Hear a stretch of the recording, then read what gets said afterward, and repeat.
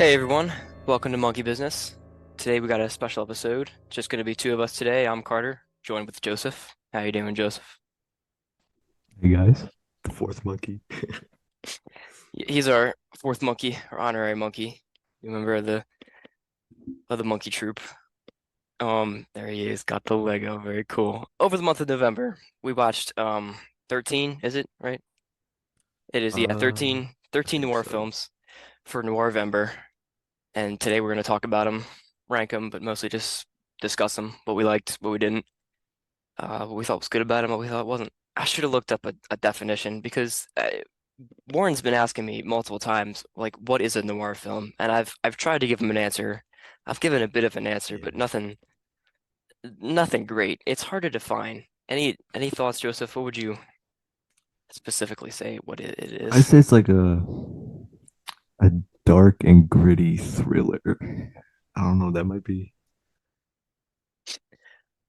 I think that's a very good definition. I think it's just a little general. Yeah, they're all dark and gritty thrillers. I think that's a great definition. But if any noir film is a dark and gritty thriller, but not every dark and gritty thriller is a noir film. Yeah. Uh, Noir is essentially a genre that was popularized in the 40s, post World War II. Even though there were some there were plenty that were taking place during World War II. Um, Mhm. but it's that was the noir boom, and it carried it through the 50s a bit. And then there was kind of like the neo-noir that would kind of resurged in the 70s, and there's still a few that have been made today. One we're going to talk about today. Overall, it's just a film that deals with thriller elements like mysteries, a lot of detective stories. Not everyone is a detective story, but there's quite a few detectives. Um, Cigarettes, trench coats. Pretty much a lot of cigarettes, a lot of trench coats, a lot of hats and dresses. Um, Decent amount of musical numbers, a lot of pistols. Some jazz. Can't go wrong with some So jazz. that's our terrible definition. With that said, let's go for it. It's their own monkey business. Monkey business. And no more monkey business. Monkey business. Welcome back to another episode of Monkey Business. Enough monkey business. So Joseph, you wanna start? What's number 13th on your list? Number Sure. 13. All right. Let me go down here. So I have Leave Her to Heaven at number 13. Okay. Had a feeling it would be last for you. You rated this pretty low, right? Yeah. So I gave it a 5 out of 10, Okay. which isn't like a terrible rating. It's just hmm I didn't hate it, but I didn't really like it either. Yeah, it ain't great. So I'm in agreement with you mostly that this isn't great. This yeah, isn't gonna be last on my list, but it's gonna be down there. I This was a massive disappointment for me because I had high expectations for this. I'm not sure why. I just like a lot of people that I uh not know, but keep track of. I That sounds weird, but this is like it's a highly acclaimed movie for some reason, and I didn't see it. Um, yeah. Two of my mutuals gave it an 8, and I didn't think it was that good. I just didn't. I feel like it feels like one of those movies that will be playing on like one of those channels that you switch to when you're watching something that goes to commercials. It feels y- like a movie that would be playing on TV. yeah, kind of. It feels very, very dated.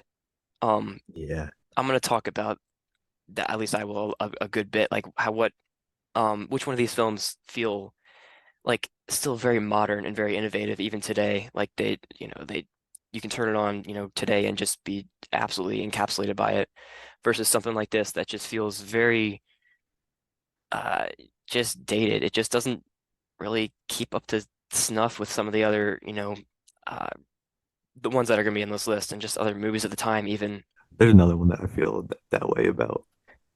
Cool, It's yeah. actually number 12 too. The Minor spoilers for Leave Her to Heaven because we have to, in order to talk about this at all, we got to spoil it a bit. What we should do, we should start with not a recap, but like a premise. So Yeah. this is mine, so I'll give the premise. It's kind of about Jean Tierney's character. What's her name? Ellen. Ellen.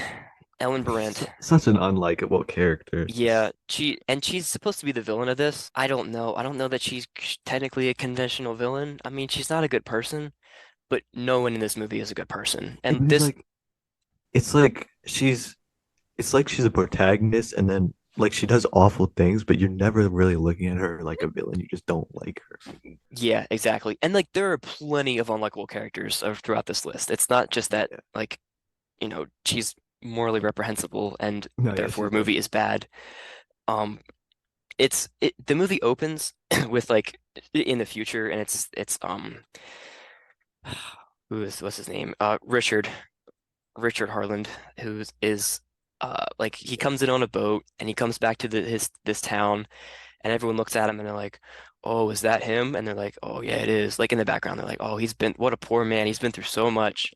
And like and then it, cuts flashback to what happens for them to justify that statement. And like in retrospect, once you've seen the movie, it's like that's such like Yeah. it's embarrassing for the movie to frame itself that way because he is just as, I mean, I don't want to say he's just as evil, but he's a terrible, terrible person. He's a scumbag, and he is someone that you don't want to root for. He is not the protagonist of this movie at all. What are your thoughts on Jean Tierney in this? Do you think she's a good actress?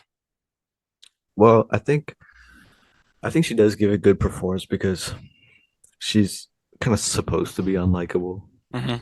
That's kind of like the whole point. So in that way, I think she does a good job. Yeah. Mm. After they meet, yeah, Ellen marries Richard very early in the movie. They're, trying to go on their honeymoon, trying to have this happy marriage, and just things keep popping up and getting in the way of them.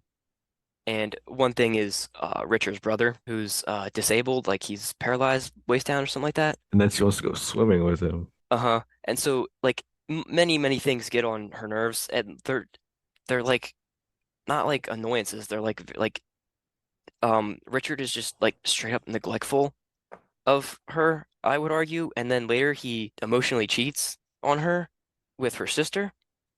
And this kind of leads to the scene where like it's the pivotal scene of the movie where the disabled brother is who likes to swim because he's in recovery or something. He's trying to get his strength back. Yeah. And so they go out on the boat occasionally and he swims around and they follow him just to make sure he's okay. And Ellen goes out with him and he he's losing his strength and he can't get back up, and so she kind of just ignores it and lets him die. It's not an intense scene at all. It's very goofy. Yeah. Like in my opinion, what do you think? Yeah. It never really felt like she was like the big bad of the movie. Like this stuff just happened.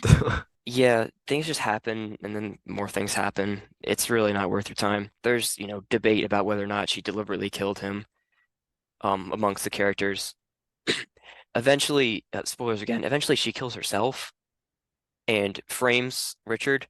And so that leads to a big court scene at the end. Yeah. And it's all just very, very melodramatic and just it's not very interesting in all honesty. Yeah, it's pretty boring watch. Yeah, unfortunately. One positive, it's shot really well. The cinematography is great. There's like, especially like earlier, like when they're at the one house, like they've got horses and they're like, she's like spreading her father's ashes, riding around on them, and there's, the sunset.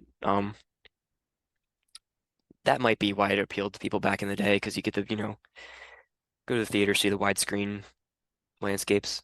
So Mhm. there's some good stuff. I think the sister gives a very good performance. I think Yeah. Richard, who's played by what's his name?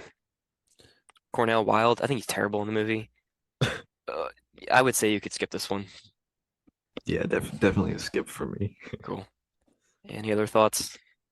Yeah, I feel like the landscape shots were interesting, but it's about one of the few interesting parts of the movie. Yeah, I'd agree. But yeah. All right, so what's your 13? So for number 13, I have To Have and Have Not. Oh, Yeah, this is bottom of the list for me. This movie was much better when it came out 2 years earlier and was called Casablanca. It, that's what I was thinking. Yeah, it's just a yep, yep. remake of Casablanca. And Lauren Bacall is a great actress, really. Uh, she's no Ingrid Bergman, in my opinion. Definitely not. Especially not like she was really, really young here. She was in her early 20s, I think, when this was made. So it's no disrespect to her. She's a great actress. Again, there's very little in this that's interesting. This is mine, so I'll give the recap. But like what even is there to recap? It's a Casablanca ripoff. It's Humphrey Bogart, and he's kind of the manager of this nightclub, and he's in the middle of World War II. He's in France, right? I think it's France. It's someplace in around there, I think. Yeah. Yeah. And so there's people on both sides of the war, and they're, trying to kind of win his alliance. And he's makes it clear that he's neutral, he's indifferent. And at the end of the movie, he's no longer neutral and indifferent. It really just meanders, and like there's never a scene, like unlike Casablanca, there's never any scene in this movie where you're like, uh-oh, he's kind of in danger. It's like I, really hope he gets out of this. The middle of the movie, there's a scene where he takes a boat to go pick up two people. That was pretty interesting. He shoots out a light on a German ship or something. It was neat. Oh yeah, that was pretty cool. Hey, I, what was his friend's name that like snuck on or something? He was like I always drinking and hang on, yeah, I don't let me remember. see. It was Eddie? It was Eddie, right? Eddie, yeah, yeah, Eddie. that was his name. Yeah. Eddie was funny, but he's just a comic relief character. I feel like Humphrey Bogart, it's just like he's just Humphrey Bogart. I can't really picture him as anything other than being just Humphrey Bogart in a movie. I agree, honestly. Like he's enjoyable to watch, but when Yeah, he's like playing a criminal, I just imagine him as Humphrey Bogart. I don't think of him as like a I agree. I think he's a better actor than other people that would be classified as that. Like yeah, definitely John Wayne would be classified as that. He's Mark not a great Wahlberg. actor. Yeah, Mark Wahlberg. Yeah, modern day would be Yeah. like Mark Wahlberg or The Rock, and they suck. Oh yeah. But yeah, Humphrey Bogart is definitely in that category. He's just Humphrey Bogart, and he definitely has given many good performances. But I mean, he's just not interesting here. There's no interesting characters here either, which is a problem. There's no tension in this movie. There's no political tension. There's no romantic tension. There's no tension about whether or not characters are going to do the right thing. It's just not interesting, unfortunately. Yeah, I would kind of agree. I still thought it was solid though. I gave it a seven. Seven Okay, out of 10. so what do you like about it? I kind of feel like it's an okay romance noir. I kind of think there's a little bit the romance is solid. I don't think it's great, but I think it's one of the better parts of the movie. And the boat scene I thought was Yeah. pretty cool too. Hmm. Yeah. And Humphrey Bogart, he's not like he's kind of enjoyable, but there's like nothing amazing about it at all. It's fair. It's a Howard Hawks movie. He always has really good dialogue. It's always snappy and funny. Mhm. Um, this is the worst movie I've seen from him, though, in my opinion, unfortunately. I'm not sure I've seen that many Howard Hawks movies, so I don't know. Were any other ones Howard Hawks or That we watched? Nah, nope. This okay? was the only one, but I felt like I had to get one in. This Yeah. is one of the most popular Hawks noirs, at least. So I Mhm. it's a little disappointing, but Lauren Bacall's singing is so fake in this. Was one note I took. It's like it, it's like it's so fake it hurts. It's unbelievable how noticeable it is. And like Yeah. it weirdly enough, like I usually find that stuff like kind of charming in old movies, but like I don't know why. This was just like it got on my nerves. Yeah, I just feel like she was like trying way too hard. Yeah, like the whole movie is just like I don't know what I'm supposed to feel like in certain scenes. There's multiple scenes in it's songs in Casablanca where they're singing, and you like each has a specific feeling attached to it. Mhm. There's the famous song As Time Goes By they play, and then there's the one where the whole bar like rallies against the Nazis. It's pretty cool. Yeah. I had this at 9. So on yeah, the bottom 5. Cool. Anything Yeah. else? Nope, I think you covered it. Honestly, I thought about it, and I'm comfortable saying that this film really has nothing in it that like needs to be seen. I would say skip it for sure, and I give it a 4 out of 10. 4. Okay. Yeah, Wait, so what would you give to have and have or not or leave her to heaven? Leave Her to Heaven, I'd probably give a 5. But back to me for 12, I have T-Men. Yeah, I have that at 11. I was really disappointed by it. because like when I was looking up Noirs, it had like a cool like still shot of it. Okay, So I thought it was gonna be like way more interesting than it was. It was just boring. a It little like bit. it doesn't involve you. It doesn't get you like invested in it at all. No. Um, you want to give a little recap, a little premise of what's the Yes. setup Okay. for this? So two U.S. Treasury or T-men agents Yep. go undercover in Detroit and then Los Angeles in an attempt to break a U.S. currency counterfeiting ring. It's an interesting setup, as you said. It's an interesting story with characters that you just could not care less about. Yeah. That's what I got from it, unfortunately. Yeah. I don't even know. Just it was just disappointing. It was just Yeah. What'd you think about the voiceover in this? um Do you remember it? uh I think I do, but Because I don't.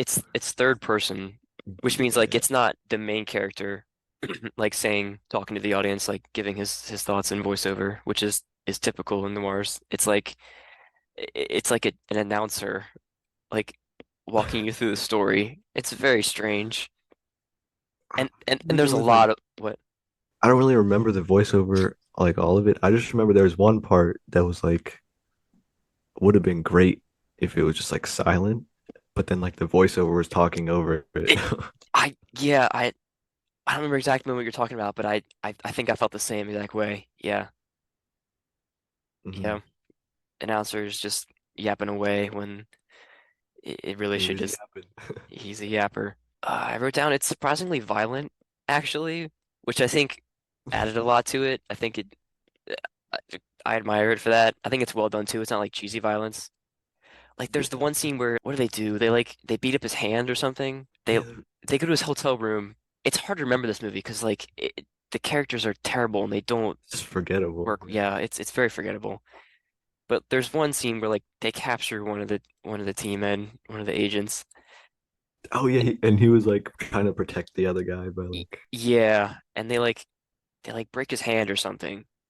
And that was quite shocking for a 40s movie. So I'll give it that. yeah. There's some good stuff. It definitely had its moments a couple times. I feel like it was trying to be a noir, but I didn't even really feel the grittiness even when there was like violence and action that much. I think there was like a tiny bit of jazz, but not enough for me. They pretty much just hang around gangsters at card tables, not in clubs or anything, Yeah. or in saunas. There's a lot of sauna scenes in this for some reason. Saunas. That was funny. Didn't like didn't that guy like lock someone in the sauna? Yeah, he did. He locked someone in a sauna and killed him in a sauna. Somehow. How do you do that? Do you remember? It He was it like was the guy who was like help like he was in the counterfeiting ring and like somebody had found him out, so he like locked him in a sauna. He killed the guy. did they stab him and then lock him in or something? I think he just like hit him, ran out, and then locked the door.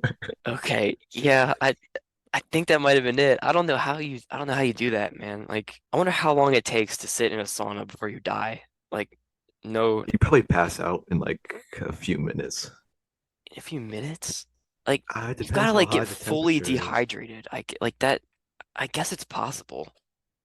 Like Yeah, this movie is violent, like I said, man. Like that's an it awful way to is. die. Death by It's sauna. violent, but it doesn't like feel like, gritty at all. It's weird. Yeah, I have it at a 6 out of 10. Okay. I have it at 5, but it's much closer to a 6 than it is to a 4. The difference between 13 and 12 for me is a big jump. All right, back to you. What you got for Right. 12? My number 12 was The Hitchhiker. It's it's not a bad movie at all. Like it's never bad. It's Yeah. just it's a little too simple for me, and I feel like it's very dated. Yeah, Um, it's never a bad movie. It's a solid kidnapping or I guess adult napping story, but yeah, it just felt slow though. Like it did. and It's like 80 usually minutes. I don't have a problem with slow, but this slow is like not in a good way. Yeah, because it's repetitive is what it is.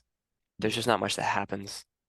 And it's like 80 minutes and it feels very slow still. Yeah, it feels way longer than that. Yeah, this was my recommendation.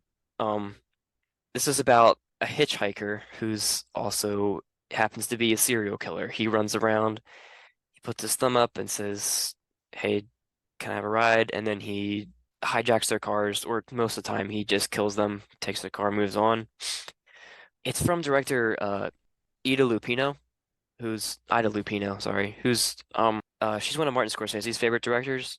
I had high hopes for this again, but unfortunately it's very repetitive, as I said. It's mostly just what's the guy's name? Emmett Myers. Emmett Myers, the serial killer. Emmett, It's yeah. yeah, Emmett. It's like, first 2 minutes of the movie, he captured. Not the first 2 minutes. It's like first 5 minutes because you get an introductory scene with the two guys It's only 71 minutes. going on a fishing trip. It's 71 minutes. Yeah. Dang. Man, and like a big problem with this movie, like you said, it feels very dated. It is very low budget. It's very much a B movie because it was given to a woman director who they didn't really they knew she was talented, but they didn't want to put a lot of faith in her, unfortunately. At the Yeah. time sucked. But she does what she can with what she has. There are some great scenes individually.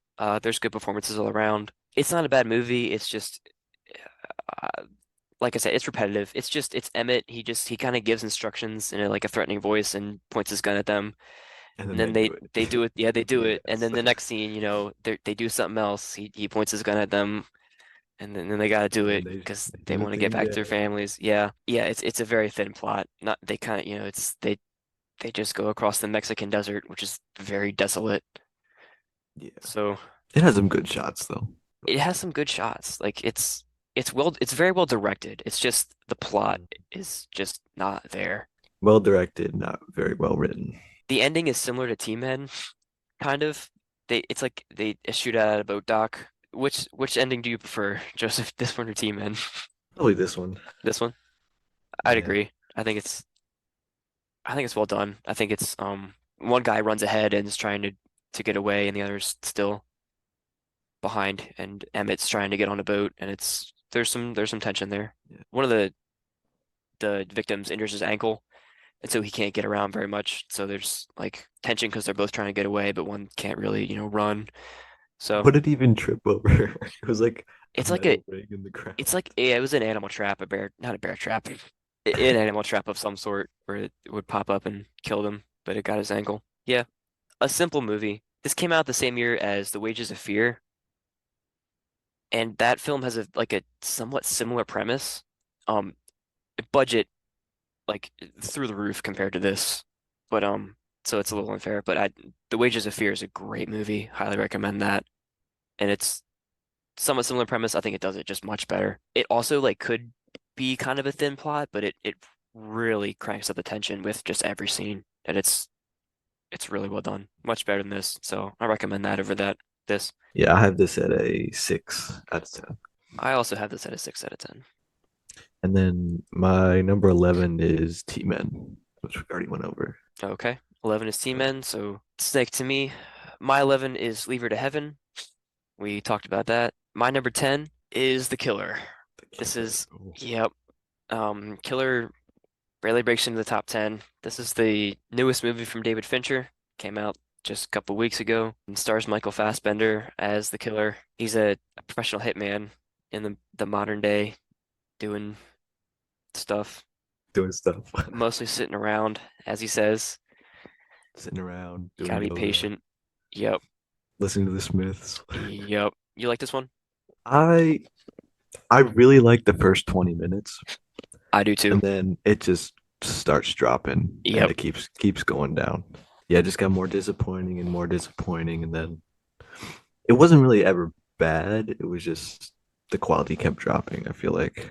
It's classic Fincher, so he knows what he's doing. It's always entertaining. It's edited very well. Mhm. Um, it's just that uh, as scenes, go on and continue to go on as the movie goes on, the scenes just they all blend together for me. I don't know. There's like Yeah. the one memorable thing is where he takes the recycling can and goes up and then like nail Yeah, guns the like guy's computer to his hand or whatever. the fake trash guy Yeah. costume. It's very much a cameo movie. Like he goes to one place to kill someone and it's this actor and then he Yeah. kills them, then he goes to the other actor and then he kills them. Then oh, it's Tilda Swinton. She sits Yep. at the table. Tilda Swinton shows up and talks about something with a bear. Yeah, and he kills Tilda Swinton, and then Yeah. and he talks about normies, and then he goes on vacation or something. The ending shot was ugh. It just was Yeah, not that great. yeah. I did like the voiceover commentary though. I feel like that worked. Did you? I didn't really like it, in all honesty. I wasn't a big Really? fan. Yeah. I mean, it's not terrible. It's just it's one of the weakest parts of the movie for me. I just thought it was just Hmm. kind of over explanatory. Yeah. He did always keep repeating himself with that one saying. Yeah, what is it? I Like forgot how it's like he's like, never don't show yeah, never show empathy, trust empathy. no one. It's like, okay. Fincher is goofy at times, man. He's such a he's a weird little girly director at times. It's just I don't know, it's just how I think of him. You're a David Fincher fan, like really? Like if you're like I like Yeah. David Fincher, I do, but like if you're a hardcore David Fincher fan, like Oh, like I just like you're just a strange person, I'm not gonna lie. the film bro David Fincher fans. Exactly. They're Yeah. they're the worst. Like trying so hard to be like, you know, a Sigma male, like you really come across Fight Club is the as greatest movie. effeminate for real. Yeah. I mean, Fight Club is good. I don't Fight think Club is it's good, yeah. I It's don't think just it's like the best movie ever though. no, not really. I'm not gonna this might be my favorite my least favorite Fincher movie. I think this is. And there are people that really like it and they're like talking about how it's like a deconstruction of Fincher's career. Have you And seen the Aliens movie that he did? Alien 3, yeah. Yeah, that You is think his this is worst. worse than that? Yeah, that's his worst. Or If okay. you count that, because he barely like had any control over that movie. Yeah, I mean I didn't watch it yet, but Okay. But yeah, that movie sucks. So yeah, that's the worst if you count it. Yeah. Anything else to say about this one? yeah, I feel like everyone was saying that fight that he had with the guy in Florida, everyone's saying that was like fight Yeah. of the year. I don't know. It's not even good. Yeah, I like read some reviews and like before I saw it, everyone's like, dude has the best fist fight of the year. And I kept waiting for exactly. I it. was And then like, there's the fist fight in the one house. And then I was like, I didn't you like, can't even see anything going you on. can't see anything. And it's not even like a good fight. They just kind of like he just gets like they just tackle each other like a couple times. Yeah, and then like And then he burns the get house down. stabbed with wood, and then And like I didn't even like think that that was it. Like I kept waiting for it and the movie ended. I'm like, what was the fight they're talking about? And I'm like, that's the fight they're talking about? most overrated fight scene ever. Actually, dude, it's a low bar, man. Like some people are saying like, it's so cool that like he doesn't care about being a prestige director. He's just doing genre trash. And that's cool. But like you can, like clean up the script a little bit. Yeah, I it there's defenders of this and there's haters of this. I'm right in the middle. But I, yeah, me the too. the haters are giving much better arguments in my opinion, I think. Definitely. I feel like the Um whole revenge story didn't really work at all because like they it's didn't even show like the character. Like I think it was is his wife or his girlfriend. I don't know. They didn't yeah, even show her at all before he goes to the house. So like there's no attachment to her or anything. So yeah, you so the like revenge it's story just doesn't really yeah, work. exactly. Like you're like what's supposed to be happening, but it's hard to feel attachment to it if there's no stakes yet. I Yeah. thought this movie was going in a way different direction after the first 20 minutes. Did you? Yeah, I did too. And then he like goes back to his house and then it just And then it's just all about like killing a bunch of people because his girlfriend got hurt. One thing I saw was that uh someone said Steven Soderbergh could do this in his sleep. And I was like, that's exactly what I was thinking. Steven Soderbergh directed a movie called Haywire that is like this, but perfect. Like it's one of my favorite movies ever. It's one of the best action movies of the 21st century, in my opinion. It's a uh very quiet, very small movie, but it's still super intense and super just captivating, really. I highly recommend Haywire. Um, Not going to give anything away, but it goes in the directions that I thought this was going in. So, and honestly, Steven Soderbergh is a really good director. he is, man, and he is like exactly what people were saying. Like David Fincher, like he's just kind of putting his ego aside and doing whatever he wants. That's what Soderbergh does. Soderbergh makes like Mhm. a movie or two a year, and he just does like whatever he wants. Like he just picks up scripts that he thinks are cool and just goes with it. And he always makes it like just the best possible version of that script you could possibly get from it. So Yeah. he's one of my favorite directors. Yes, he's the director of the Oceans trilogy. If you don't And then know, the Sex Lies and Videotape. Sex, I Lies, and really like that Videotape. one. Love that movie. One of my favorites. It is phenomenal. I feel like there was there was just so much product placement in this. It was like one big ad. I don't really think that was like I don't really think that took away from the movie that much. I kind of No. liked it, but yeah. Other than that, I think the Smiths carried. Yeah. Rating? I have this at a seven. And I have it at a 6. So for 10, I had High Sierra. Okay, wow. So High Sierra is Humphrey Bogart and Ida Lupino. Yeah, she was an actress before she was a director, and she acts aside Humphrey Bogart in this. She's actually listed first in the credits in this movie, which was kind of surprising because she's not the main character. I One of my biggest complaints with this movie is that she really should have been the main character, I think. I think she's a much more interesting character than Bogart is in this. And she gives a fantastic performance. She's great as the director. She's a much better actress than she is a director. She's a phenomenal actress. This would have been a lot higher for me if she was the main character, I think. Yeah. In a conflicted relationship, trying to turn this former what do you call it? Someone who got out of jail. I don't know, an inmate, I guess. The Felon. Yeah, trying to turn this felon, into a Yeah. good person and trying to convince him to live an honest life instead of what's he do, rob a bank at the end of this. Yeah, something like that. But yeah, it's Humphrey Bogart who gets out of jail at the beginning of the movie, and he was convicted for murder, and so that's, a major major stigma around that. This was made in 1941, and so it's very anti-prison system, I think. It's trying to really humanize prisoners, even someone like, Bogart's character in this who, killed someone. He does his time and he gets pardoned actually, I think, for good service or whatever. Yeah, was it like 5 years? Is more than that. He gets pardoned for something. I don't remember what, but he gets out and he's, kind of a changed man pretty much. But he still takes on a fake identity when talking to certain people because he's worried that people will, know his name and be afraid because it was a big scandal. It's called High Sierra because the climax of the movie takes place in the Sierra Mountains, and really the movie is marketed around that, the big shootout at the end of the film, and it's a very, very good final scene and shootout at the end. The Yeah. problem is it's at the very end and it's like 10 minutes long, and there's really not much that happens to lead up to it for the entire movie before then. Yeah, there's really not. Yeah. Um, well, that's not necessarily true, but there's Well, not. he like robs the Yes, actually, that's very true. There's not many noir elements in this before the very end, is what I really should have said. It's kind of just yeah. he's he's kind of interested in this one girl, and Ida Lupino's interested in him, and there's like just character work and drama surrounding that. He's hiding his identity from the girl he likes, but not from Lupino. And yeah, like you said, there's a really, really cool hotel robbery scene in the middle of the movie that really helps it out and really gives it steam. Because like to have and have not would be the counterexample for me.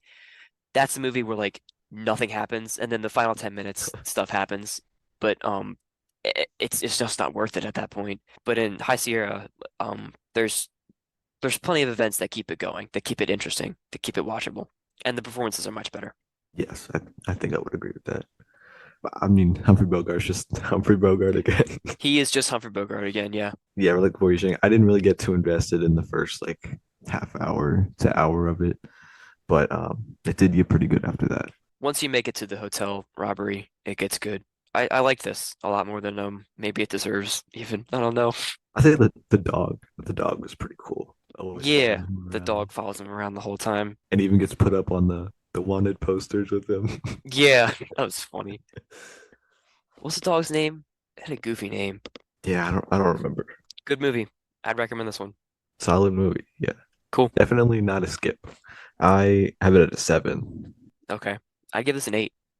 I liked Eight. it Wow. quite a bit. Okay. And then What you yeah, got my for 9? nine was to have and have not. So you like that more than High Sierra? Because I was just comparing those. Did you? Uh, I Or they're close, They're close, yeah. Because I feel like to have and have not, I was like, just more invested in it, just more yeah, enjoyable. to start it out, I was more invested. All right, so what's your next For one? me, number nine, I have The What Hitchhiker. number it was? We talked about that. For number eight, I have, I think, our only movie from the 60s on this list. Let me check real quick. Oh, I know which one this Yep. is. And that's Les Samurai. My number one. Really? Yeah. Okay. Yeah, I have this at number eight. I watched this. This was the first one I watched, and I've been racking my brain ever since as to what is up with the movie that I don't get, or what's up with me that I didn't understand it. I don't know, man. I didn't click with me that much. Go ahead and explain this one. After carrying out a flawlessly planned hit, Jeff Costello, a contract killer with samurai instincts, finds himself caught between a persistent police investigator and a ruthless employer. And not even his armor of fedora and trench coat can protect him. He always has his fedora Great. on, always putting it back on. So a lot of people when they aren't huge on this, they usually say like style over substance, Hmm. which I actually do kind of agree with that, but to a certain extent because I felt like there was definitely still a lot of substance there, but it's really the style and atmosphere that won me over. Because lonely people and cinematically beautiful cities just kind of my one of my favorite genres. So Yeah, that's cool. I'll give you that. I didn't really see it as a big commentary on loneliness, which is what it seems most yeah, people say is the it's main thing going for it. it's not, but like he is kind of like He's a samurai. living. He's a Yeah, wanderer, yeah. right? Yeah. So He I lives with just a bed and a bird in his apartment. yeah, a great opening shot. With just it's just him laying in bed. He's got his bird tweeting a little bit. Very long shot, and then it kind of he gets up and does his thing. So this movie is the number one influence on Fincher's The Killer. I feel like this has like a way better like the revenge story means a lot more. I Yeah, feel this is better, obviously. I'd give it a 6 out of 10 also, but this is something that could definitely go up on rewatch, whereas The Killer is something I don't have any desire to rewatch. I rewatched The Killer and it stayed a 7. So Yeah, okay. Yeah, it's just not something that's gonna stay with me. But this might. I just found it really distant on first watch. I just wasn't it's not that I wasn't invested, it's just I didn't really feel a connection to it. I don't know why. I thought yeah, the initial hit was really well done. The first 20 minutes is all similar to The Killer. It's the lead up to that, you know. Like it gets kind of interesting at the end again, where he's confronted by the one friend who kind of holds him at gunpoint, and then yeah. he's able to get out of it and get the better of him. Um, that was a great scene, and then it kind of leads up to the build up to the end, which I won't give What about away. the Yeah, when he's in the police room and they're like switching coats? yeah, all the police like investigation stuff, like the people trying to call out the suspect and identify the suspect, is what I should say. I don't know. I just didn't buy it that much. Yeah, The piano player. it's very, very procedural, which some movies I really like for. I just didn't emotionally connect with this one. Yeah. I mean, I definitely did. That's probably why I like it so much. It has like a nice dark gritty feel to it. It just like maybe it's because of the setting I watched it in. Because I watched it back when like it was warmer, so I had like the windows open, and then it just kind Hmm. of feels like you're there. Yeah, Like at night it's rainy, foggy. cool. I can definitely understand getting really invested in this.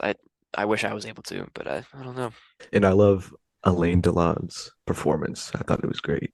I think he is really good in this, yeah. In the way that Fassbender is kind of dorky and talks too much. What's his Yeah, name? he, Alain he Delon? doesn't. Uh, Jeff Costello. Yeah, Costello is just he's very cold and just really matches the tone of the movie and is Yeah, a much more believable character and someone that you are kind of rooting for, despite him being a hitman. yeah. He doesn't talk as much as Yeah, he's not a yapper. yep. But he's still like a phenomenal character and conveys so much through just stares. So Just his cold stares. Yeah. it's a good movie. I recommend this. Um, maybe we'll talk a little bit more about it when we get to your number one. Oh, I have that at 9.5 Okay, out of 10. But cool. It's a yeah, six for me. it's in my top 20 Top 20 favorites all time. ever. Yep. Nice. Is that back to you? I said nine and eight. It's back Yeah. to you. Yeah. Number 8, I have Spellbound, which, you know, Hitchcock, one of my favorite directors. So I definitely had high hopes for it, hmm and I was a little let down. I still think it is a good movie though. And I think it's at its best when what was her name? Constance, when she's on the run with Yeah, Dr. the Constance. guy. And Ingrid Yeah, Bergman is really good. Ingrid Bergman is just one of the greatest to ever do it. Second best Bergman ever, second best Ingrid ever, but uh she is phenomenal regardless. Second best Bergman. Yep. Um to ever make movies. I don't want to say I didn't have high hopes for this, but I didn't have massive expectations for this. I was hoping to be good, obviously, but I think it Mhm. kind of met and exceeded my expectations. I really like this one, Spellbound. This is your pick. Go for a recap. Right, okay. So when Dr. Anthony Edwards arrives at a Vermont mental hospital to replace the outgoing hospital director, Dr. Constance Peterson, a psychoanalyst, discovers Edwards is actually an imposter. The man confesses that the real Dr. Edwards is dead and he fears he may have killed him, but cannot recall anything. Dr. Peterson, however, is convinced his imposter is innocent of the man's murder and joins him on a quest to unravel his amnesia through psychoanalysis. Yep, and they gotta find and vote out the real imposter. But yeah, Ingrid Bergman plays a psychoanalyst. So this movie kind of gets into like psychoanalysis and stuff like that. It's a little wonky. It's when was it made? 45. 1945. Not only is it, only what they knew about psychoanalysis in 45, it's only what they were allowed to put in movies about psychoanalysis in Yeah. 1945. But it really does try, and I think it's super interesting, at least to me. Yeah, like you said, especially the second half when they kind of went once he admits, like he's like, I'm actually not who I say I am. I Yeah, have it amnesia. gets way more I interesting. think I might have killed someone, and I worried I'm in danger, and they kind of run away together. I think it gets really interesting. The ski Yep, the slope. ski accidents, there's a lot of stuff like things that give him like PT panic attacks or whatever and like straight lines. Then she kind of tries to, pull stuff out of him as things go along. There's a phenomenal is it a it's not a dream sequence. It's like Yeah, with like the eyes on the wall. yeah, Yeah, I with love that. there's just it's such cool like little miniature sets or whatever and like there's like a cafe with eyes like plastered all over the wall, like Yeah. Was this massive. supposed to be like a casino or something like that? It might have been a casino, yeah, Because I like there was think. something about Because that's it was why the guy something set about him up. exchanging money or something, yeah. And he Yeah. he got framed. And then there's a ski accident, and then there's stuff about the roof. Ingrid tries to like pull different clues from his memory as he starts to recollect more and more and try to piece together this thing and see if she can help him. The ski scene is great. Yep, really good, quite nerve-wracking. It's a little goofy because it's obvious that like the doubles are doing the skiing and they cut to them for the close-ups. But it's still good stuff. The very, very last scene with the reveal and all is pretty crazy. It's that a very famous shot of a gun. 40s Hitchcock is just interesting stuff. It's before he becomes a superpower in Hollywood, but while he Mhm. was approaching the height of his game. I had this at a 7. I have it at an 8 and I recommend it.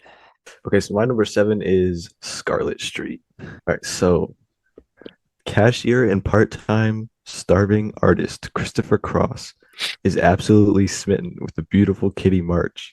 Kitty plays along, but she's really only interested in Johnny, a two-bit crook. When Kitty and Johnny find out that art dealers are interested in Chris's work, they con him into letting Kitty take credit for the paintings.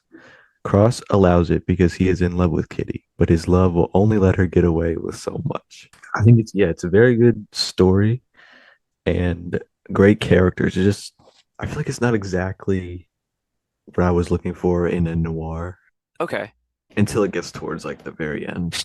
For me, it's split between the halfway point, I think. This is directed by Fritz Lang, who was a a giant of the industry at this time. And Yeah, he's got another one on this list that yep, was we'll get to the other one he's directed. yeah. I really like this actually. I wasn't too convinced on it the first half, like I was saying, but it really picks up in the Mhm. second half. It because the first half is a lot of setup. I was worried it was like, going to be something like the others we had talked about, where it's just kind of meandering nonsense. But it's the first half in this is all setup, and then the second half is everything getting knocked down. So it makes it all worth it. I just think this is a great movie. I think Lang is a really, really bold filmmaker with the way he takes his stories. It starts off, it's just a story about people like scamming each other out of money. What's her name? Kitty scamming Crisscross. What it's a funny name. Yep. Crisscross. Uh Kitty scams Chris out of giving her paintings, and she goes and sells them for a lot of money, even though he doesn't really think they're worth anything. Johnny is kind of scamming Kitty and There's using her always a for guy money. named some random guy named Johnny in a noir. Yeah, there is for They're real. always in them. And they're always like someone you hate. Yeah. It's always someone annoying and lanky. But yeah, like so it starts out like one way and then it just turns into like this story of like betrayal, and it becomes super, super dark, especially in like the very Mhm. end of the movie. Yeah, Um when he kills. yeah, it's a spoilers for Scarlet Street because like he Yep, finally just spoiler kind of like alert. hits his limit, and after like everything is revealed, like of all the stuff that she's not actually, doesn't actually care about him, that she's got a boyfriend and who's like a super scummy person that Yeah. he's like interacted with, and he like hates. He's like, oh, I hate that guy. And it turns out that they're together, and then he's being scammed for his art. And I forget what exactly like makes him snap, but it's something like she's just just going off on him, and he takes an ice pick and just stabs her to death. Lang is just not afraid to get ugly in his films, which is great. When he gets dark, it's just especially for that time period, it's great. Yeah, this also came out in 1945, and it's as much as I love Hitchcock, like it, Hitchcock like kind of pales in comparison to Lang in terms of what he went for, like on a visceral level, not really a psychological level, but Hitchcock it seems like fluffy icing compared to Lang's, ice picks and blood. But then even after that moment, it gets even darker. Like Chris just like he falls into like a depression almost. Like he loses his job because of something, not because of murder, but because he stole, which is like something that like he thought like he totally got to get away with, and he thought he was going in for murder, and then it turns out he just a um even after like 20 years with this company, he got desperate because he was being scammed and he was running out of money, so he took a couple bucks, got fired for it. Yeah. He tries to hang himself. Someone saves him. And in the end, he ends up. It cuts to like 5 years later or something at like the very end, and he's like homeless, sleeping on a bench, like in the freezing cold and the snow, and he's a beggar, and he just walks the street, and he's just tormented by like voices in his head, and like you see it, and then you see a painting of his in the window, and it's being sold for like thousands of dollars. So Oh man, yeah. yeah, this is a depressing film, man.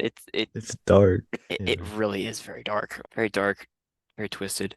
Really great story that just weaves around, and it's hard to tell where it's going, and then it sinks off into the depths at the end. Yeah, this was a good watch. It was. I'd give it an 8 out of 10. I give this a 7, but probably will go up on rewatch. So Cool. yeah. Okay, Sixth so back to yours. me. My seventh is High Sierra. We talked about that. I'd give it an 8, like it a lot. My sixth is Spellbound. Talked about that. I like it a lot. Give it an 8. That's my bottom, what, 8? Yes, my bottom 8. Top 5 to go for me. All right. So my sixth was The Killer. Before we go to Repeat. top 5, hold up, Oh, time out. Before we go to top 5, do you want to okay. do one of those superlative things? Do you want to give either performances or Oh, cinematography yeah, or right, scenes? right. I don't think I want to do performances yet because that might spoil. Yeah, let's say performances for the end. Yeah, let's do scenes. That's also going to spoil it. This is more okay. We'll do Let's do cinema. cinematography. Yeah, real quick, bang Did that you say out. top five or top three? If you have top 5, go for top 5. I have top 3, but whatever you want. Okay. Yeah, I'll just do top three because okay. Okay. So my first one was Le Samurai. Yeah, That's my number one for nice. cinematography. And then The Killer. Really? The Killer at number Yeah, the second best cinematographer for you? second best for me. Yeah. Okay. Hmm. And then, well, for like in a noir cinematography. And then Well, yeah, number yeah, yeah. three, Of this is of the 13 films we're talking about, obviously, yes. yeah. And then for three, I had The Big Heat. For number one, I had The Big Heat. I think this was the best shot movie that I saw out of all So 13. good. It So is good. so good. Um, Number two, I had Out of the Past. I'll get to this one. I really like this That was on movie. my top five. Okay, cool. But Yeah, incredible, incredible cinematography. From Jacques Tourneur or whatever his name is. Third place was tough. You give a special honorable mention to Out of the Past, so I'll give an honorable mention to Les Samurai. But my number three was Yield to the Night for cinematography. I thought Yield to the Night was this so good took too. like the low budget prison movie and just took it to the max, man. Really, really good with its shots and camera movement. You want to go for number five? Okay, so number five, I had. I'm not actually sure how it's like it's Rififi, right? Rififi. I've only heard it been pronounced Rififi. I have no clue which accent mark the I is on. I guess Yeah. you can say Rififi, you can say Rififi, or you can say Rififi, whatever you want. Scorsese has this one logged on Letterboxd. What? Scorsese has this one logged on Oh, Letterboxd. I he saw this. does. Look at that. I had been meaning to watch this for a long time. This is from Jules Dessin, who I'm pretty sure, yeah, he was an American and he was, I think, blacklisted or something. And so he had to kind of go to France in order to make the movies he wanted to make. So this is a French movie, all in French. It's a heist movie about it's about one guy who just gets out of prison and he recruits someone else who recruits someone else who recruits someone else. And so these four guys are trying to rob a bank, rob a very, very prestige bank and make a lot of money in one night. And this gave me everything I wanted to out of it. I love this movie. Huge, huge influence on any heist movie you've ever seen. Ocean's 11 particularly came to mind a lot watching this one. No heist movie you've seen would exist without this. That 32 minute Yeah, is it dialogue 32 free. exactly? Something like that, but the dialogue free. Yeah. There's a 32-minute sequence in this that's the heist scene where no one talks. There's hardly any sound, and it's so well done because It's so any well done. sound they make is just like so intense. There's just, like the Yeah. turning of a saw of a file to get in the bank, the safe when they're cutting through a hole. They come down from the roof, so they've got to like break a hole into the roof, and he's got to put a cloth over the hammer and hit it very softly. And they're like timing it. They're like, all right, it'll take 2 hours to get through the roof. So we've got 5 hours Yeah. total, 3 hours inside. Um, just absolutely incredible scene. To spoil scenes, this is my favorite scene of all 13 movies. The heist scene Yeah, was this is my second favorite scene. okay.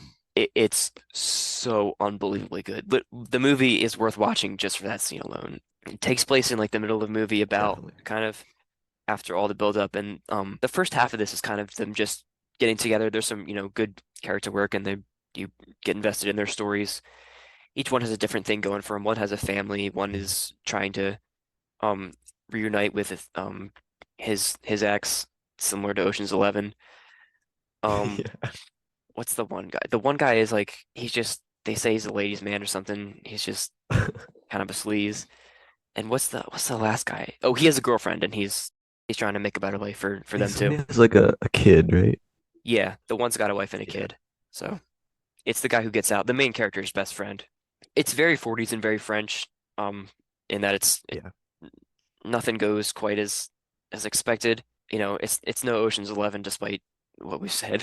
Um, because the first like at least 40 minutes is all them just painstakingly, getting every detail down pat so they can, do it Yeah. and get away. It sets up the heist scene so well though. Yep. Like But it's also like super fun. They go around, they do a lot of stuff. There's a really good dance number, I think. It's pretty cool. You get invested in every character story and then they go in to the bank and they get out and they do it almost it like so many things almost go wrong, but they get it and it's mhm. exhilarating. They copy the lock. They measure the times it takes for people coming in and out. Yep. They do it at 1:06 a.m. because that's when there's the least amount of traffic on the road. Yeah, not going to spoil the ending, but the ending is really good too. It doesn't quite live up to the heist, obviously, but it's a very good I feel little. like I haven't really seen that many heist noirs like that are like actually heists, not just like one robbery in and out. Yeah, I haven't either. I think it wasn't really popular until this, I think. I don't, Yeah. and even then, I don't think Hollywood studios really trusted American audiences to be like invested in something like this until Jules Hmm. Deseen did it. It's just the build up to the heist, and the fallout from the heist. It's very unconventional. It doesn't really follow a lot of, there's no Howard Hawks could never direct this, Billy Wilder would never direct this. As masterful as those two directors are, it's just not something that they would, really take on. But yeah, I highly, highly recommend this. Anything else to say about it? Nope, I think I got it. I have it at an 8. Cool. I have it at a 9. Could very likely go up on rewatch. Okay, so my number 5 is Scarlet Street. We talked about that already. My number 4 is Yields of the Night. Nice. Um, this is your recommendation. Okay, so locked in her cell, a murderer reflects on the events that have led to her death now, or death row. This is a British movie. I think it was funded by some British art institute. I don't know. Very small budget, but it goes far. Another It's kind so of good. anti-prison movie. It is so good. Um, this was your recommendation. Where like, because I had never heard of this movie before you recommended it. Um, where'd you dig this up? Where did you hear about Yeah, this? so I was just going through like stills of noirs, see which one looked the coolest, Uh-huh. and this was one of them. It Okay. had like a shot of I forget what the shot was, but I liked it, so I picked this one. Was it from the opening scene or was it from the jail? Um, If you don't I remember, it's think it all was good. just her holding the gun Okay, or so the something, opening something scene. like that. Yeah, opening scene. Because the opening scene is this kind of long, drawn out, but pretty really well shot, kind of nerve-wracking scene of Yeah, her just walking through, kind of stalking someone, and eventually pulls the gun out and shoots her. Yeah, and it's all about like what brings a person to murder and do they deserve capital punishment if they are a murderer. This is everything I wanted Leave Her to Heaven to be, I think, about, yeah, just definitely. a woman scorned that is supposedly the villain according to society. And it just, the movie gets inside her head and tries to figure her out. And this one succeeds where Leave Her to Heaven fails. Yeah, I think I don't actually know how to it's is it Diana? Diana Dors? Yeah, Diana Dors. Diana Dors. I think she gives the best performance I've ever seen in a noir. Really? That's my number Okay. one. Yeah. Awesome. Like she's stunning, but she's also devastating. Yes. I And I really need to watch more of her stuff because this is the first I've seen of her. First I've seen from her too. What else is she in? It kind of seems like this was her big role. Like this was her starring the peak of her career, which is Yeah. unfortunate, but also like understandable because like she just yeah, she kills it in this movie. Her going back and forth from flashbacks, how she acts then and how she is now when she's in the present day, sitting in her jail, with constant light on her, just withering away, recalling what, the events that and the choices she made to get her here. She forms a great friendship with one of the officers. What's her name? McFarlane, one of the jail keepers that has to watch her because she has to Yeah, I be like that part of it. surveilled at all times, 24/7.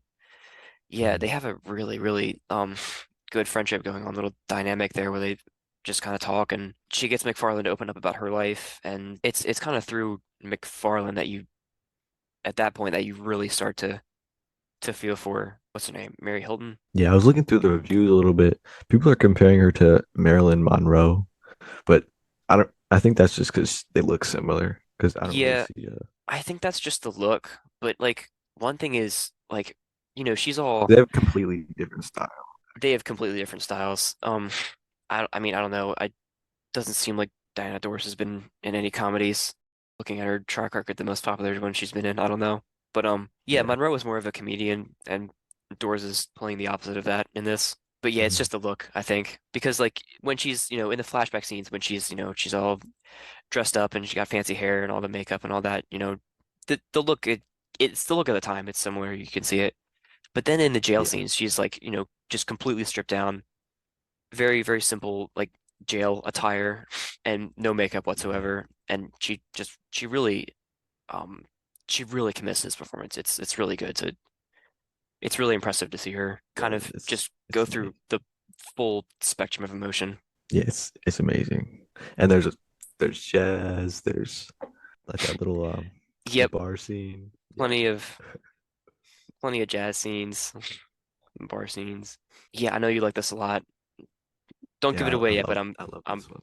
I'm interested to see where this places on your list. And yeah, it's just well made. Like um there's like the light thing that I said, like there's a light that hangs in the top of her room that's just always just Mhm. glaring on her and always leaving everything exposed in the room. She never is able to really get good sleep because she's, not allowed to Yeah, because be in the dark. yeah, like they always have to have the light on for some reason. Yep, and they always cut to the light and they show her in the light, in the same frame occasionally, and it's very well done. It's just wears down on her psyche. Yeah, and if I was Jim, I would definitely not have fumbled that bad. Like, how do you do that? Like, what was the Yup. lady's name? Yeah, Jim's a gold digger, bro. He went in trying to He get with really some is some rich girl who doesn't like him. some old rich lady. Yup. That's crazy. Yup. Fumbled so bad. But no, I I really like this. I have this at a 9. I have this at a 9 too. I have one more thing to say about it, but we'll get to it when you talk. So yeah, that's my number 4. Over to you. What's your number 4? My number 4 is Out of the Past. Jeff Bailey seems to be a mundane gas station owner in remote Bridgeport, California. He's dating local girl Ann Miller and lives a quiet life, but Jeff has a secret past. And when a mysterious stranger arrives in town, Jeff is forced to return to the dark world that he tried to escape. So this is from 1947. Directed by Jacques Tourneur. I don't know how to say his name specifically. I don't know how to say it either. He's a French dude. Phenomenal director. Number 4 for you. I love this movie. It's great. This was phenomenal. I love this one. It stars Robert Mitchum and Jane Greer, Kirk Douglas. I've been trying to like get my thoughts together on why I love this so much, and I don't know why. I've been like this one's the hardest to pin down for me, but it's just so good in every aspect. Like everything just flows together so well. One thing is it's so modern from the very first couple seconds. It's just it feels different than some of the other movies we watch. Like you watch High Sierra and you watch Spellbound and you can feel that they're 40s movies. This one feels like it could have been made in the 70s or 80s. Like it flows Mhm. so effortlessly. It was such a fun watch. It was so engrossing for me and I was like just captivated by every second. I love the structure of it. It's so unconventional. It doesn't take like a flashback like structure throughout. There's no like framing device. It kind of opens on him at the gas station and then he's with his fiance and they're talking and then something comes up and he has to tell her about like what happened to him a couple of years ago and then it Yeah, goes into like what like a half an hour sequence of that and then it the cuts back to present flashback. day Yeah, and then he's forced to deal with things that have caught up to him. yeah, but like he keeps the girl he's supposed to give back to the guy who hired him. It really just like captures the vibe of a noir really well. Yeah, it might be the most noir in the entire list. It's one of the definitive noir movies. I think there's probably a one more on this list that I would consider like the noirist. Okay. But And yeah, I yeah. I know what you're talking about. I'd maybe agree with you Mhm. there. They're very close, yeah. Yeah. And then if there's one thing about Jeff Bailey, he's always gonna have a cigarette. Has some of the most smoking in all the movies. Might be the most smoking in all the movies. There's love, mystery, tax fraud, all the good stuff. Anything else to say about this? I'll get to it later. Nope. I have this one at an 8.5, 8.5 out of Eight 10. and a half. This for me is a 10 out of 10. 10 out of 10. Wow. Yup. I'll give some more thoughts Fair. later, hopefully. Yeah, my number three is Yield to the Night. Okay, cool, cool. So yeah. You said there was like another thing you want to say about it? Yes, what I want to say. Yields to the Night. This wasn't what I was gonna say. The music in Yields to the Night is really good. It might have the best score. It has the most memorable score, at least, the most one that stuck out to me the most. All right, my number three is Rafifi. Great movie. Talked about it plenty. I give it a Great. 9. It's so well done with a great heist scene in the middle, and every single character is well fleshed out, and you care about all their personal lives, and you're invested in each of their individual stories, and it all comes together really well. Big fan of this. Highly recommend. My number two is going to be The Big Heat. Oh It's yeah. from director Fritz Lang. So a hard cop and a soft dame. Tough cop Dave Banyan takes on a politically powerful crime syndicate. It's only 89 minutes too. It's just It is quick. Yeah. packs so much into it. It's so good. But it's it really has everything you want out of a noir. It's Yeah. the most dark noir I think I've ever seen. Um, Easily. yeah. Police investigator goes rogue. Once again, cigarettes, jazz in a bar, and just a great revenge story too, honestly. Hmm. It's the darkest straight up noir. I think I've seen two neo-noirs that I would consider darker, but as terms of like Yeah. in terms of just noirs, it is the most brutal and nastiest noir I've ever seen. Yeah, some really brutal shots, Yep. which I think most pretty much every filmmaker would have avoided, but it really Yeah. doesn't pull any punches at all. It's Nope. it's so good. Definitely the darkest noir of the 50s, at least that I've seen, and up there all time too. One of my biggest takeaways from this is that Gloria Graham is just one of the best actors of all time. Like just straight up. I think this is the first thing I've seen her in. Okay, I've seen her in 3 movies, including this, and she is just phenomenal. If you've seen It's a Wonderful Life, the Oh, she she plays Jimmy Stewart's wife in A I Wonderful think I have Life. seen that. Yeah. Um, she's also in A Lonely Place with Humphrey Bogart. She plays Humphrey Bogart's girlfriend in that movie. She's even better in that than she is in It's a Wonderful Life, and this is her best performance easily. She is incredible in this, and she's not in it much until the second half. Like she has one scene before the second half, but she just does everything. It's incredible how well she does in this movie because she starts out like she's like like drinking champagne or something and like dancing around a bit, and then she She's goes to a bar and she's trying to like figure um out stuff. Yeah, the cop, the cop who killed himself. She's her husband, right? I mean, his wife. who killed himself? Not who did he kill himself? He didn't kill himself, did he? Yeah, in the start he did, right? Oh, was she his husband? I think so, right? Oh, because then she got with Lee Marvin's character, right?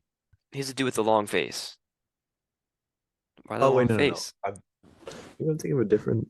Oh, right. No, no, no, never mind. That's a different. That's a different. Yeah. I'm thinking of a different character. Okay, all good. Because yeah, there's the one. I are you thinking of what like Lucy? What's her name? I think Lucy. Yeah, Who Chapman. Chapman. Yeah. Lucy Chapman? Yeah. Who is? Oh, you mean the open? Yeah, the opening scene of this movie is literally it's a shot of a gun and a guy picks it up and shoots himself in the face with it. Yeah. It's just from scene one. It's like this movie is pulls no punches. Gloria Graham, she's the one like she gets The coffee. the bandage on her face because she gets the coffee thrown at her, burns half of her face, and then has to cover it up That's with a half the bandage face. for most of the rest of the movie. And she just is just incredible. It follows what's his name? Bannion. What's his first name? Yeah, Yeah. Banyan. Detective Sergeant Dave Bannion. Dave. Yep, follows Dave around everywhere. Um, trying to help him out, trying to get him to help her out because she's in a lot of danger as well. Just has a confession scene in his hotel room where she's like just like so desperate and just after she gets her face burned. And it's just heartbreaking stuff, man. And but at the same time, like at the toward the end of the movie, she kind of is the one to wrap things up. She's the one that I forgot his name, but she kills the guy who killed Bannion's Vince. wife. His name Vince. Is it Vince? Might be Vince. Oh, the Yep, car Vince. bomb too. Yeah, she kills Vince and then gets herself killed in the process. And but she does it because and she also kills someone else early in the movie because that someone else was holding back secrets and only upon her death would the Oh, secrets be able right, to come right. out that would prove certain things. So she just really takes control in the movie. On top of it being just this like incredibly abused character. And there was the car bomb that The killed his car wife. bombing, yeah. Yeah. So essentially it's kind of like a revenge story for the second half of the film because Yeah. Banyan is trying to figure out certain things about the suicide and the murder of Lucy Chapman, And and then the crime syndicate is she's after him. also trying to get at Vince, who like ruined half her face. Well, didn't ruin, but like burned half Yeah. her face. Well, in the first half, like you said about the car bombing, the first half of the film is, I don't want to say standard, but it's like you see the Banyan family and they've got a daughter. It's, him and his wife, and they just have a good family life. They have great chemistry with each other. They're both really sweet. They're both good parents. And then in a lesser movie, like the wife would have died in 10 minutes and it's been like him like, trying to get revenge because, he got his wife killed. But Yeah. there's, so much development with this family. And then halfway through the movie, a car bomb that was meant for him, she gets in the car because she was going out to the store late at night and she's killed instantly in the car bombing. And it's so tragic. The scene is done so well too because it's so nerve-wracking because you know something's up because it just Mhm. it doesn't give away anything. It just sits with the characters for too long. And like they're after the guy because he went to the Yeah, politician's house. you know that they're after this guy, and then he comes home and he talks to his wife about it, and then he goes into his daughter's room, and then she's like, "I'm gonna go out to the store," and then he starts telling his daughter a bedtime story. It there you don't get the feeling of why is this happening? You get the feeling of what's going to happen, and it's Mhm. scary. And then there's the flash of white and this and the noise, and it's like, oh no. And then after that, he's Yeah. Banyan kind of cracks. Cinematography, you want to talk about that? I think we both really liked it. Yeah, it was really good.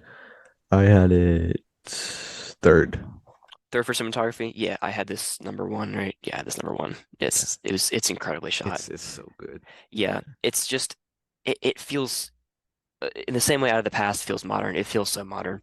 Yeah, it aged really well. Yeah, like the ending shootout is done in like a lot of the scenes in this are done in really long takes where they just Mhm. kind of sit and let actors act, which is it's very uncommon for noirs. They did it in comedies sometimes because they could just get people to go goofy. But in terms of like serious movies at the time, this was kind of unprecedented.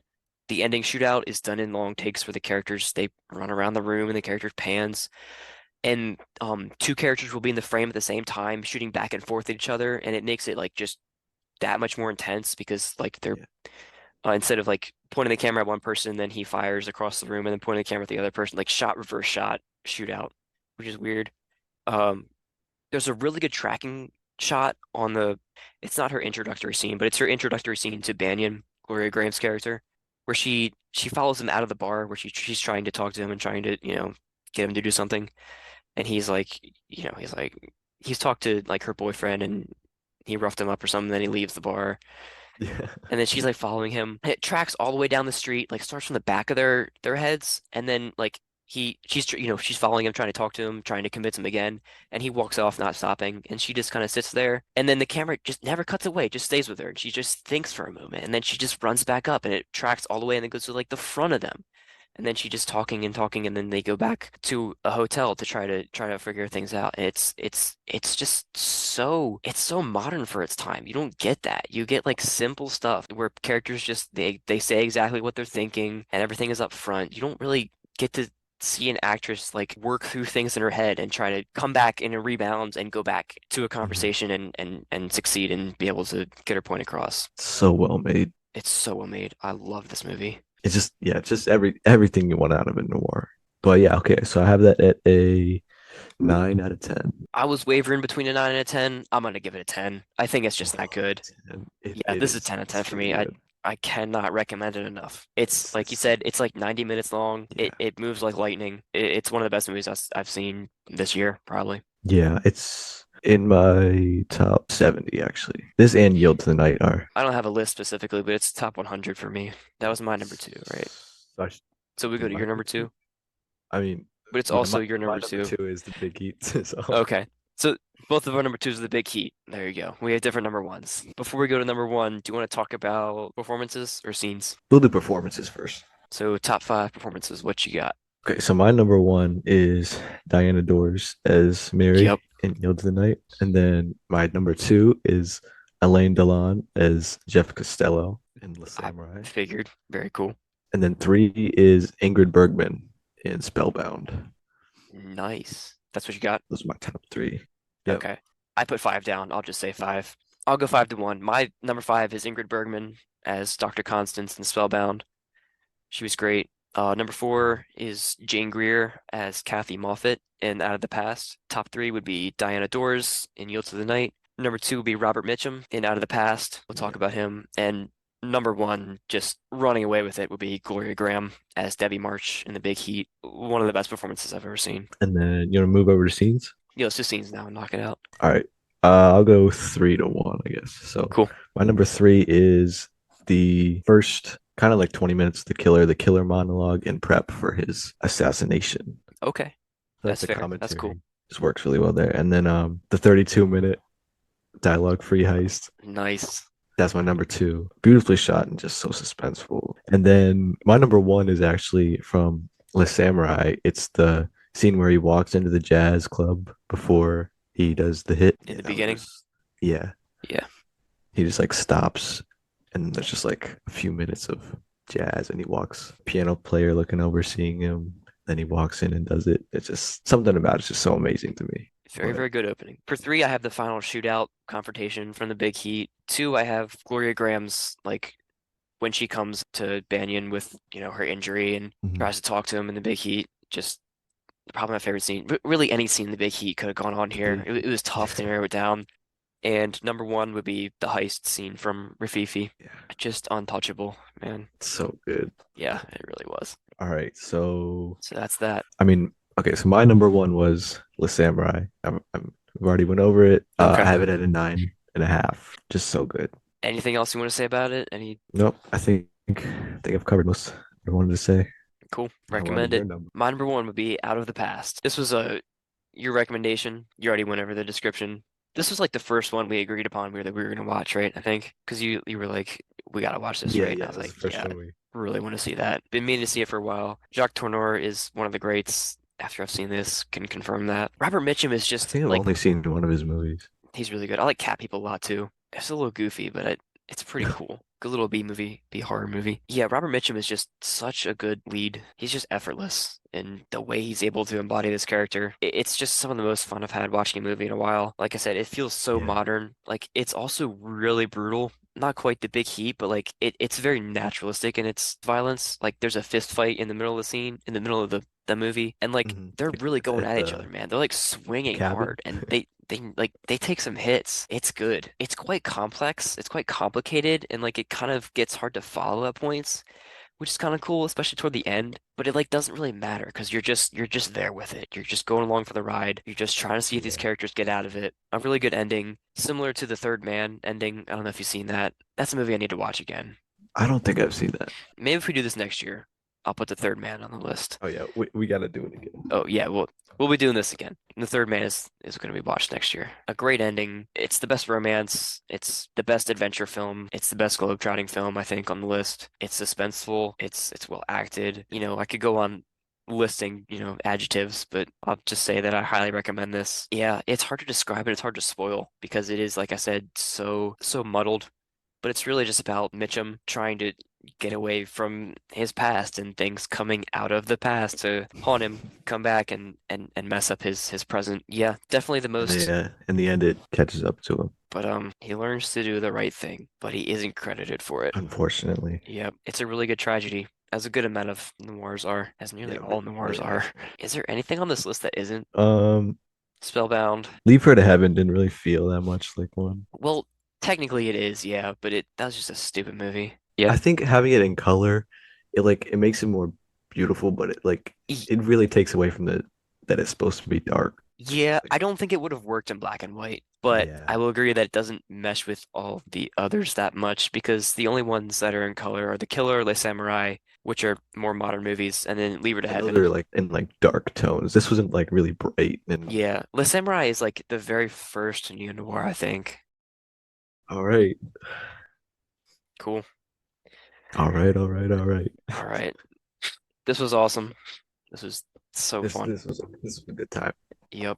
It was a blast. Blast watching all these. A blast talking about them. Yeah. Glad we could do it. Yeah, it was cool. Do it again next year. We'll do it again next year. Yep. Joseph will return.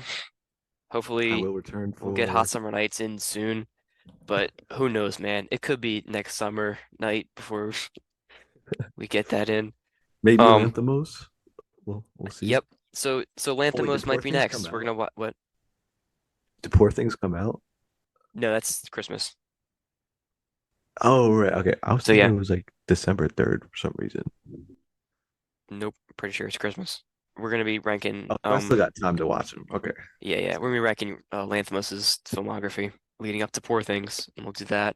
That's that. Who knows when we'll get Will and Warren back? But there'll be something. I want to see Godzilla this week. Supposedly that's really good. I've heard really good things about it. Yeah. Really? All right. I'll try to get you to go. Um, I think it's playing at Regal. maybe we can talk about it. It is, yeah. So Yeah. we'll jump on that there. Anything else to say to close it out? Nope. Just Okay. great Noir season. It really was. It's a good little November. Looking forward to Christmas though. I'll probably get this one out like a week or two before Christmas. So Merry Christmas, everyone. Thanks for listening. We Merry appreciate Christmas. it. And as always, we are the Monkeys, and talking about movies is our business. And we'll see you around.